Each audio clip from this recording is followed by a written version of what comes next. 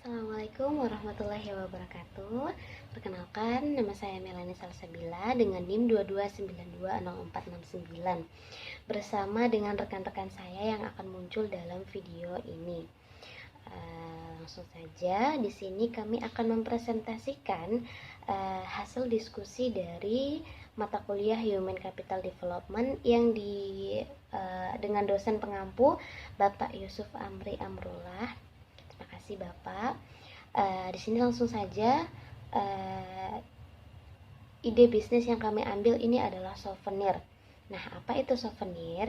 Jadi souvenir itu merupakan benda pemberian kepada seseorang untuk mengenang suatu acara tertentu. Nah, bisnis yang kami ambil ini adalah bisnis souvenir, sehingga dapat kami berikan kepada para tamu undangan sebagai rasa terima kasih dan juga untuk kenang-kenangan di suatu acara pernikahan tersebut.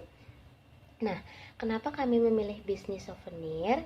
Jadi di tempat yang akan kami bangun usaha ini itu masih dibilang cukup langka akan usaha-usaha semacamnya. Jadi orang itu belum banyak membuka usaha tersebut, sehingga untuk memenuhi kebutuhan konsumen maka kami memilih ide bisnis souvenir tersebut.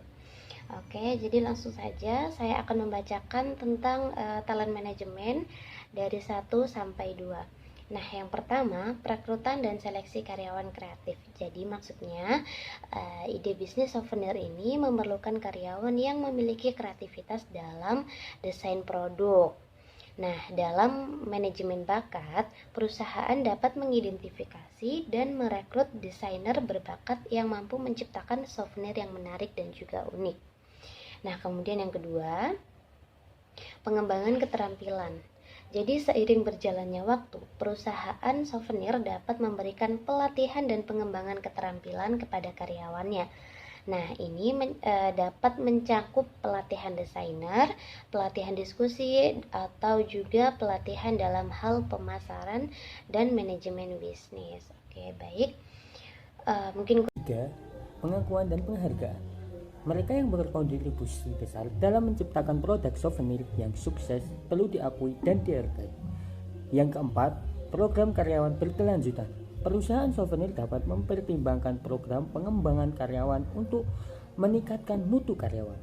Yang kelima, evaluasi kinerja secara teratur.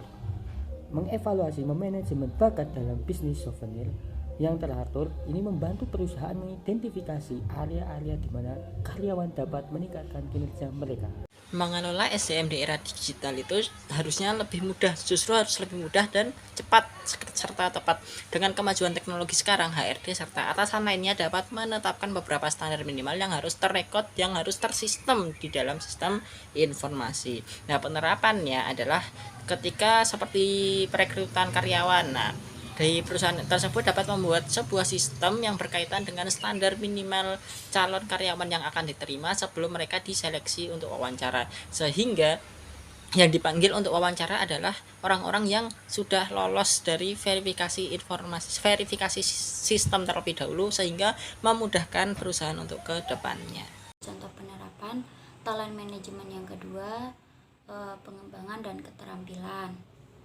Di sini ketika karyawan bekerja, karyawan tersebut akan dilihat dan dinilai kinerjanya.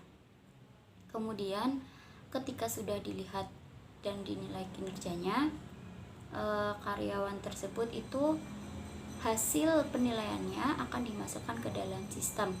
Mengapa demikian?